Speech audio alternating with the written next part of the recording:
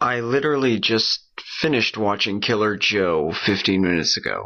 So, it's rare that I have felt so unclean, so satisfied and yet so unsatisfied after watching a movie. Killer Joe has got to be one of the darkest, grittiest, sleaziest movies that I've ever seen in my life. It's a film noir set in Texas, so you've got a family of... there's no point in calling them anything else. A family of rednecks. You've got the young adult son, Chris, played by Emil Hirsch.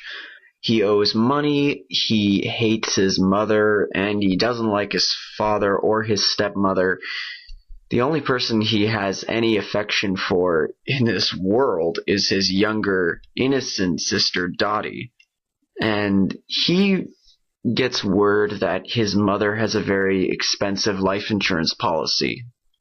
So he decides, he suggests this with his father, who is played by Thomas Hayden Church. They decide to speak to a professional hitman to eliminate the mother. And since Dottie is the beneficiary, the family will be able to cash the check when it arrives. Dottie, meanwhile, is played by Juno Temple. The father's new wife, Charla, is played by Gina Gershon. So they hire Matthew McConaughey's Killer Joe Cooper. And you know what?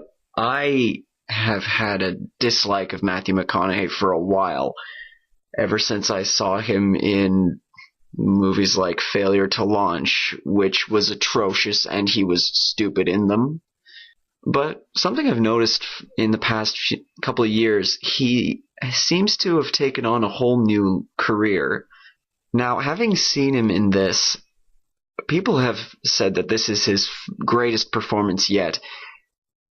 I am quite willing to say yes to that. I never dreamed that it would be as good of a performance as it was. This is like the kind of role that would have given Woody Harrelson an Oscar. It is an incredibly chilling, dark, and savage performance. They're all very... That's the thing with this movie.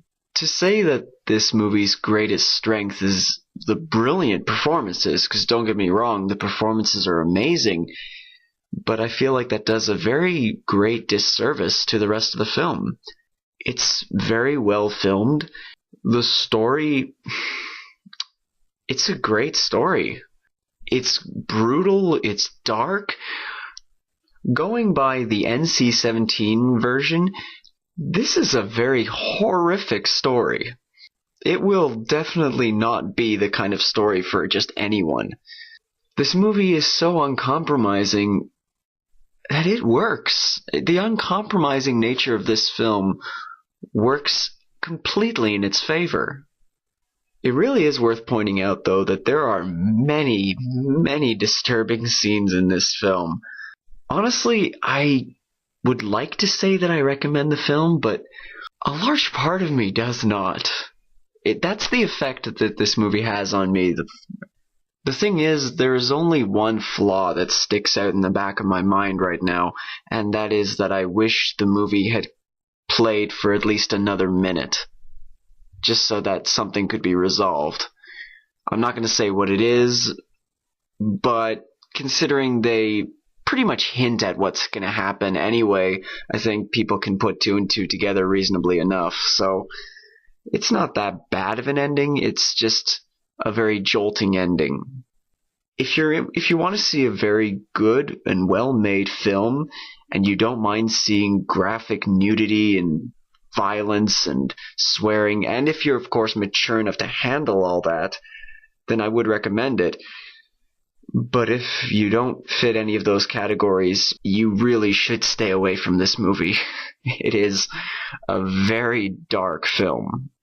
The entire movie is definitely very well done.